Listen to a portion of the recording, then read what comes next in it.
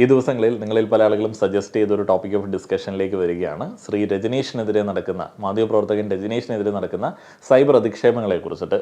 അനാവശ്യമായിട്ടുള്ള സൈബർ അധിക്ഷേപങ്ങൾ, ഒരു hate campaign എന്നൊക്കെ വിളിക്കാൻ പാകത്തിൽ സംഘടിതമായിട്ടുള്ള പ്രവർത്തനങ്ങൾ, അങ്ങനെയൊക്കെ അതിനെ വിളിക്കാമോ, അങ്ങനെയൊക്കെ അതിനെ പറയാമോ എന്ന് നിങ്ങൾ ചോദിച്ചു കഴിഞ്ഞാൽ അങ്ങനെയൊക്കെ പറയാം. ഒരു കാലത്ത് എനിക്ക് തോന്നുന്നു ഈ കഴിഞ്ഞ കുറച്ച് നാളുകൾക്ക് മുൻപ് വലിയ രീതിയിൽ സെലിബ്രേറ്റ് ചെയ്ത ഒരു മാധ്യമപ്രവർത്തകനായിരുന്നു ശ്രീ രജനീഷ്.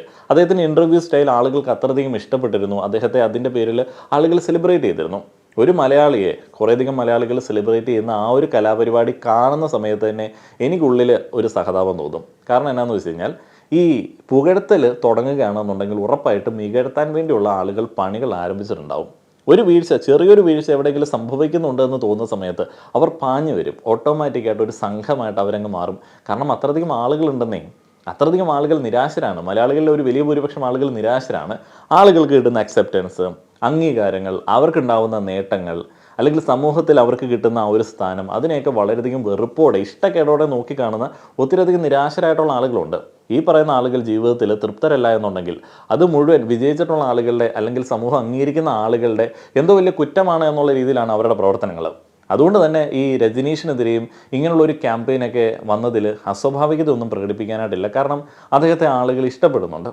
അപ്പോൾ അദ്ദേഹത്തെ അടിക്കാനായിട്ടുള്ളൊരു വടി കഴിഞ്ഞ ദിവസം കിട്ടിയത് എങ്ങനെയാണെന്ന് വെച്ച് കഴിഞ്ഞാൽ, റീമ കല്ലിങ്കലുമായിട്ടുള്ളൊരു ഇൻ്റർവ്യൂ. അദ്ദേഹത്തിൻ്റെ ചില പുകഴ്ത്തലുകൾ, അതിവിനയം, അതും സ്ത്രീകളോടുള്ളത് ഒരു കൂട്ടം ആളുകൾക്ക് ഇഷ്ടപ്പെട്ടില്ല. ഈ ഒരു ഹെയ്റ്റ് പ്രതിഭാസത്തെക്കുറിച്ചിട്ട് കൂടുതൽ കാര്യങ്ങൾ പറയുന്നതിന് മുൻപ് രജനീഷിൻ്റെ ഇൻ്റർവ്യൂ സ്റ്റൈലിനെ കുറിച്ചിട്ട് ഒന്ന് രണ്ട് വാക്കുകൾ പറയാൻ ആഗ്രഹിക്കുകയാണ്. എൻ്റെ വ്യക്തിപരമായിട്ടുള്ള അഭിപ്രായമാണ്.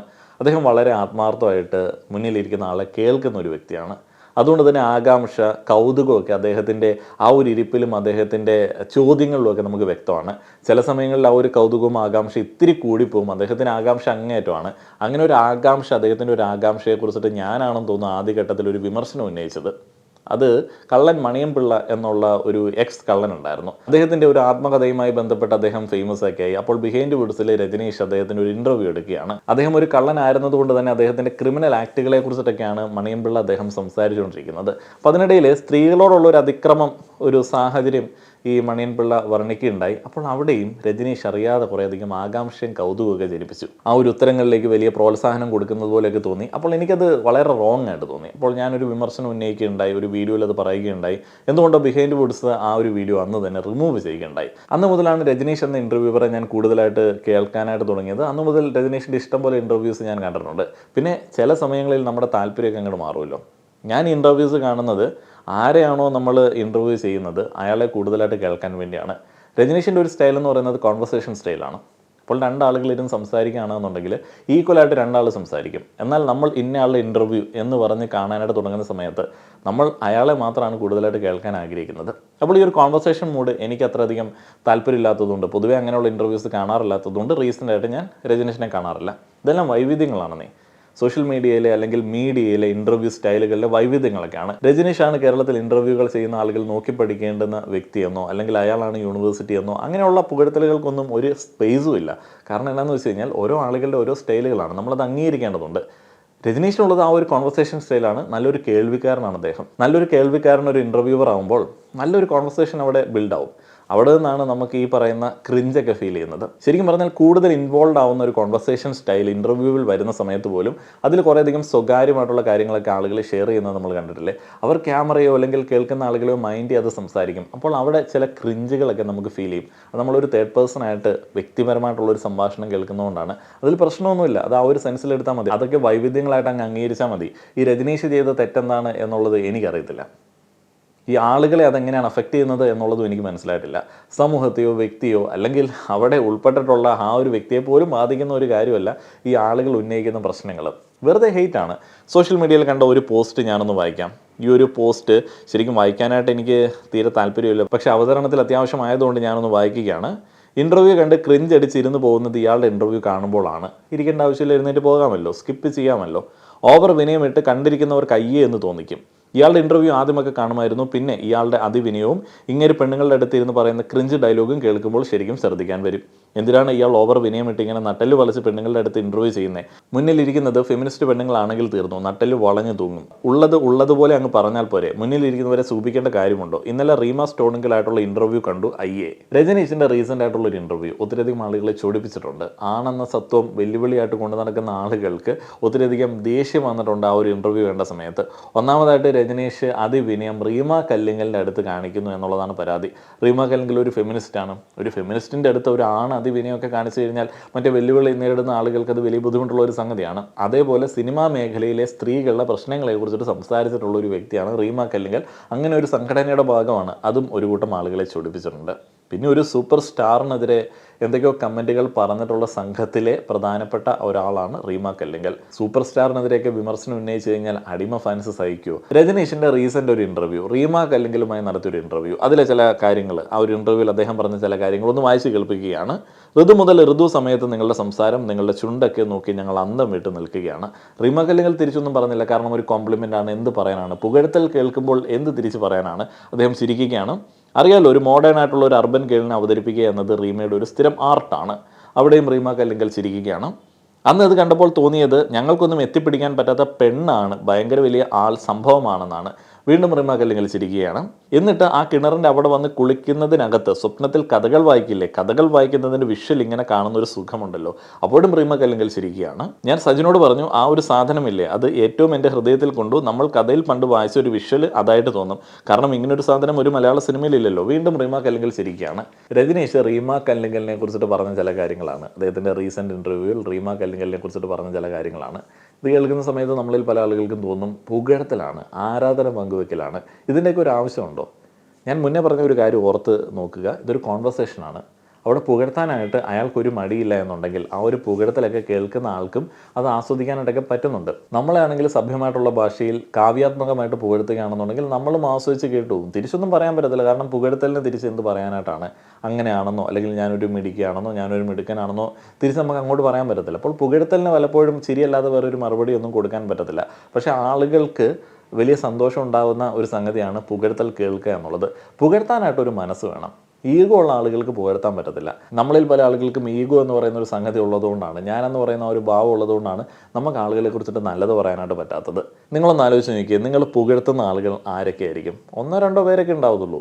വല്ല മമ്മൂട്ടിയോ മോഹൻലാലോ ആ ഒരു ലിസ്റ്റ് അങ്ങനെ ഒതുങ്ങും. ചിലപ്പോൾ അവരെ പോലും നിങ്ങൾ പുകഴ്ത്താറുണ്ടാവില്ല. ആളുകളുടെ കഴിവിനെ അംഗീകരിക്കുക, അല്ലെങ്കിൽ അവരുടെ കഴിവ്, അതിൻ്റെ പ്രകടനങ്ങളെ ആസ്വദിക്കുക, അതിനെക്കുറിച്ചിട്ട് കാര്യമായിട്ട് സംസാരിക്കുക, അവർക്ക് കോംപ്ലിമെൻറ്റുകൾ കൊടുക്കുക എന്നൊക്കെ പറയുന്നത് വളരെ റെയറായിട്ട് ആളുകൾക്ക് പറ്റുന്ന ഒരു കലാപരിപാടിയാണ്. നമ്മൾ ആലോചിക്കുക, നമ്മൾ ഇയാളെ വിമർശിക്കുന്നതിനോടൊപ്പം ആലോചിക്കുക, നമ്മളെ കൊണ്ട് പറ്റുമോ ആളുകളെ പുകഴ്ത്താൻ? നമുക്ക് ക്രിഞ്ചെന്നൊക്കെ തോന്നും. എന്തുകൊണ്ടാണ് ക്രിഞ്ചെന്ന് തോന്നുന്നത്? നമ്മൾ കേട്ടിട്ടില്ലെന്നേ, നമ്മൾ ചെയ്തിട്ടില്ല. അതാണ് നമുക്ക് ക്രിഞ്ചടിക്കുന്നത്. നിങ്ങളൊന്ന് ആലോചിച്ച് നോക്കിയാൽ നിങ്ങളുടെ പങ്കാളിയെ അല്ലെങ്കിൽ നിങ്ങളുടെ കാമുകിയെ നിങ്ങൾക്ക് ഇങ്ങനെ പുകഴ്ത്താനായിട്ട് പറ്റുമോ? അവരാഗ്രഹിക്കുന്നുണ്ട് പുകഴ്ത്തലൊക്കെ കേൾക്കാനായിട്ട്, നിങ്ങൾ ആഗ്രഹിക്കുന്നില്ലേ? പലപ്പോഴും വേണ്ടപ്പെട്ട ആളുകളോടുള്ള സ്നേഹപ്രകടനത്തിൽ പോലും ഈ ഒരു ക്രിഞ്ചടിക്കുക എന്നുള്ള പേടി കാരണം പ്രകടിപ്പിക്കാതിരിക്കുന്ന ആളുകളാണ് നമ്മളിൽ ഭൂരിപക്ഷം ആളുകളും. പലപ്പോഴും നമ്മുടെ നാട്ടിലുള്ള അച്ഛന്മാരെയൊക്കെ കണ്ടിട്ടില്ലേ, സ്നേഹം പ്രകടിപ്പിക്കാൻ പറ്റത്തില്ല, അച്ഛനാണല്ലോ, അതുകൊണ്ട് ഇങ്ങനെ കലിപ്പിനായിട്ട് നടക്കുകയാണ്. എന്നിട്ട് മക്കൾക്ക് ആ ഒരു അറ്റാച്ച്മെൻറ്റ് പലപ്പോഴും ഇല്ല. കാമുകനോട്, കാമുകിയോട്, ഭാര്യയോട്, അല്ലെങ്കിൽ നിങ്ങളുടെ വേണ്ടപ്പെട്ട ആളുകളോട്, അമ്മയോട്, പെങ്ങളോട് ഒന്നും സ്നേഹം പ്രകടിപ്പിക്കാനായിട്ട് പറ്റുന്നില്ല. എന്നിട്ട് തമിഴ് സിനിമകളിലോ അല്ലെങ്കിൽ വേറെ ഏതെങ്കിലും അന്യഭാഷാ ചിത്രങ്ങളിലോ ഒക്കെ അങ്ങനെയുള്ള സ്നേഹങ്ങൾ കാണുന്ന സമയത്ത് നമ്മളിങ്ങനെ മാസമായിട്ട് പറയും, തങ്കച്ചിപ്പാസം, അമ്മപ്പാസം എന്നൊക്കെ ഇങ്ങനെ പറഞ്ഞുകൊണ്ടിരിക്കും. ശരിക്കും പറഞ്ഞാൽ അതൊക്കെ ഓവറായിട്ട് നമുക്ക് തോന്നുന്നുണ്ട് എന്നുണ്ടെങ്കിലും, അതൊക്കെ ക്ലീശയായിട്ട് ഉണ്ട് എന്നുണ്ടെങ്കിലും മനസ്സിലാക്കേണ്ട ഒരു സംഗതിയുണ്ട്. നമ്മളിൽ പല ആളുകൾക്കും റിലേറ്റ് ചെയ്യാനായിട്ട് പറ്റുന്നില്ല. ഈ ഒരു പുകഴ്ത്തലുകൾ, പ്രകടനങ്ങളൊന്നും, സ്നേഹപ്രകടനങ്ങളൊന്നും റിലേറ്റ് ചെയ്യാനായിട്ട് പറ്റുന്നില്ല. അത് നമ്മുടെ ജീവിതത്തിൻ്റെ കളർ ചെറിയ രീതിയിൽ മങ്ങുന്നതിൻ്റെ ഒരു ലക്ഷണമായിട്ട് നോക്കി കാണേണ്ടതുണ്ട്. നമുക്ക് ഈ ആളുകളുടെ പുകഴ്ത്തലുകൾ, അവരുടെ സ്നേഹപ്രകടനങ്ങളൊക്കെ ക്രിഞ്ചായിട്ട് തോന്നുന്നത് നമ്മുടെ ജീവിതത്തിൻ്റെ കളർ ഇങ്ങനെ മങ്ങുന്നതിൻ്റെ ഒരു ലക്ഷണമാണ്. അയാൾ പുകഴ്ത്തട്ടെന്നേ, രജനീഷ് ഇരുന്ന് പുകഴ്ത്തട്ടെ. പുകഴ്ത്തുന്ന സമയത്ത് മൂന്നാമതൊരാൾക്ക് അത് കേൾക്കാനായിട്ട് ബോറടിക്കുകയാണെന്നുണ്ടെങ്കിൽ അവർ കാണാതിരുന്നോളും. അത് കേൾക്കുന്ന ആൾക്ക് പരാതിയില്ല എന്നുണ്ടെങ്കിൽ മൂന്നാമത് കേൾക്കുന്ന നമുക്ക് എന്തിനാണ് പരാതി വേണ്ടത്? പിന്നെ അദ്ദേഹത്തിനെതിരെ വന്ന മറ്റൊരു വിമർശനമാണ് അദ്ദേഹം ആ ഒരു കുളിസീനെ കുറിച്ചിട്ട് അല്ലെങ്കിൽ സ്ത്രീ സൗന്ദര്യത്തെ കുറിച്ചിട്ടൊക്കെ വർണ്ണിച്ചു എന്നുള്ളത്. പക്ഷേ സഭ്യമായിട്ടുള്ളൊരു ഭാഷയിൽ വളരെ മര്യാദയോടെയാണ് അദ്ദേഹം ആ ഒരു വർണ്ണനകൾ അവിടെ നടത്തിയത്. ശരിക്കും പറഞ്ഞാൽ ഒരു ആർട്ട് ഫോമിൽ അങ്ങനെ ഒരു വിഷ്വൽ വരുന്നത് ആസ്വാദകൻ അതുമായിട്ട് കണക്ട് ചെയ്യാൻ വേണ്ടിയുള്ള ഒരു സംഭവത്തിന് വേണ്ടിയാണ്. അത് ഒരാൾ പ്രോപ്പറായിട്ട് ആ ഒരു സെൻസിൽ എടുത്തു എന്നുള്ളത് അയാൾക്ക് പറയുന്നതിനകത്ത് എന്താണ് പ്രശ്നം? അയാളത് ധൈര്യമായിട്ട് പറയാൻ റെഡി ആയിട്ടുള്ള ഒരു മനുഷ്യനാണ്. അയാളത് പറഞ്ഞു. നിങ്ങൾക്ക് അങ്ങനെയുള്ളൊരു ആസ്വാദനം ഉണ്ടായി എന്നുള്ളത് ഒരാളോട് സഭ്യമായിട്ട് പറയാൻ പറ്റുന്നില്ല എന്നുള്ളതാണ് അതിൻ്റെ പ്രശ്നം. അയാൾ സഭ്യതയുടെ ഒരു അതിർവരമ്പുകളിൽ ലംഘിച്ചിട്ടല്ല അങ്ങനെയുള്ള ചില അഭിപ്രായ പ്രകടനങ്ങളൊക്കെ അവിടെ നടത്തുന്നത്. മുന്നിലിരിക്കുന്ന ആൾക്കും അതിൽ കാര്യമായിട്ടുള്ള പ്രശ്നമൊന്നുമില്ല. അയാൾ അവിടെ സ്ത്രീത്വത്തെ അപമാനിച്ചതായിട്ടോ മുന്നിലിരിക്കുന്ന ആളെ റെസ്പെക്റ്റ് ചെയ്യാത്തതായിട്ടോ നിങ്ങൾക്ക് തോന്നിയോ? ഇല്ല. ബോബി ചെമ്മണ്ണൂർ എന്തെങ്കിലുമൊക്കെ ഊള ഡയലോഗുകൾ പറയുന്ന സമയത്ത് അയാളെ സപ്പോർട്ട് ചെയ്യാനായിട്ട് മലയാളികളിൽ ഒരു വലിയ ഭൂരിപക്ഷം ആളുകൾ നിൽക്കാറുണ്ടല്ലോ. അങ്ങനത്തെ വഷളത്തരമൊന്നും കുഴപ്പമില്ല. രജനീഷിൻ്റെ പുകഴ്ത്തലൊക്കെയാണ് നമുക്ക് ഏറ്റവും വലിയ പ്രശ്നം. എന്താണിത്? എനിക്ക് മനസ്സിലാവുന്നില്ല. ഈ വൈരുദ്ധ്യം എനിക്ക് മനസ്സിലാവുന്നില്ല. ഇതിൽ കൂടുതൽ ഈ ഒരു കാര്യത്തെക്കുറിച്ചിട്ട് എന്ത് സംസാരിക്കാനാണ്? ഇതൊക്കെ വൈവിധ്യങ്ങളുടെ ഭാഗമായിട്ട് നമ്മൾ അംഗീകരിക്കേണ്ടതാണ്. അയാൾ ആ ഒരു കലാരൂപത്തെ നല്ല രീതിയിൽ ആസ്വദിച്ചു. അതിൻ്റെ പൂർണ്ണതയിൽ അതിനെക്കുറിച്ചിട്ട് സംസാരിക്കാനായിട്ട് അദ്ദേഹത്തിന് പറ്റുന്നുണ്ട്. അത് അദ്ദേഹം ആ ഒരു കലാകാരിയോട് പങ്കുവെക്കുകയാണ്. അപ്പോൾ ആ ഒരു കലാകാരി അത് എൻജോയ് ചെയ്യുന്നുണ്ടാവാം. അത് അദ്ദേഹത്തിൻ്റെ മുഖത്ത് അല്ലെങ്കിൽ അദ്ദേഹത്തിൻ്റെ പ്രതികരണത്തിൽ വ്യക്തമാണ്. ഈ പുകഴ്ത്തൽ എന്നൊക്കെ പറയുന്നത് കേൾക്കുന്ന ആൾക്ക് പ്രശ്നമില്ല എന്നുണ്ടെങ്കിൽ മൂന്നാമതൊരാൾ അതിനകത്ത് എന്തിന് പ്രശ്നം പറയുന്നു? ഈ പുകഴ്ത്താനായിട്ട് ഒരു കഴിവൊക്കെ വേണേ. ഈ രജനീഷൊക്കെ പുകഴ്ത്തുന്നത് പോലെ പുകഴ്ത്താൻ പഠിക്കണമെന്നുള്ളതാണ് ഞാൻ പറയുന്നത്.